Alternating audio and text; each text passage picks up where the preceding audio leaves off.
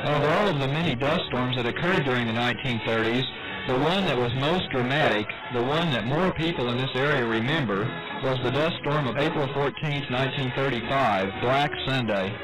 The week prior to that Palm Sunday 1935 was itself quite windy and dusty. A storm that began on Wednesday the 10th and continued on Thursday the 11th brought semi-darkness at noon. But then on the 12th, high pressure settled into the region and brought clear skies, lighter winds, and warming temperatures. The day, now known as Black Sunday, dawned with bright, warm sunshine. But by early afternoon, folks began to notice that their yards were full of birds, nervously fluttering and chattering, and more were arriving every minute. One Sunday evening, and it hit down our way. It came from the north, just a boiling. All the birds was flying ahead of it, you know, didn't travel very fast. Couldn't figure out what it was. It wasn't a black cloud. Just kept getting darker. It kept getting darker and darker.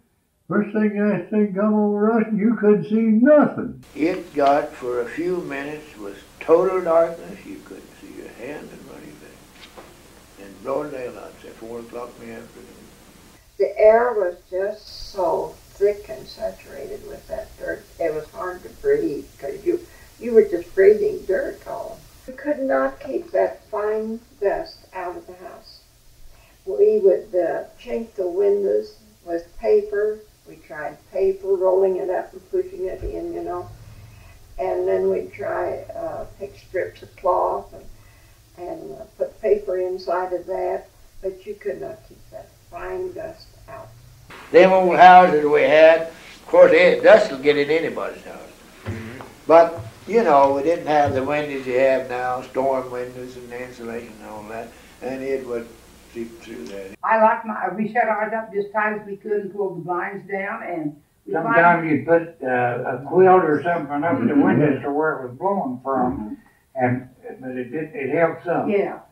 And sometimes we'd wet a sheet and hang it up there. You could just see where that dirt just sits in right around the windows and all. When we would fix our meals, I would leave everything in the kettles until ready to serve.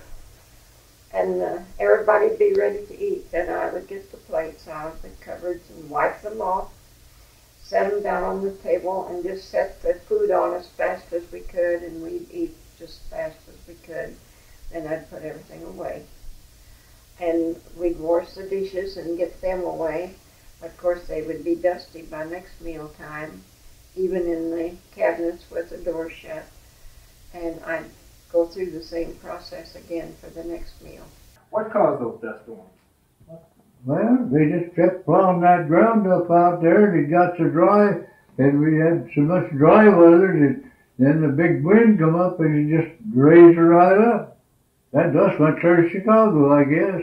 Fortunately, there were some really impressive folks who had the foresight to understand that preserving our soil was very important, and that in fact had led to the disaster called the Dust Bowl. It was quite common for the CCC boys to be out digging ditches and so on and so forth, as well as planting trees, doing any numbers of things to improve a locality, which would in the long range mean improvement for the local farmer and rancher and a better life, in fact, for those living in communities in the area.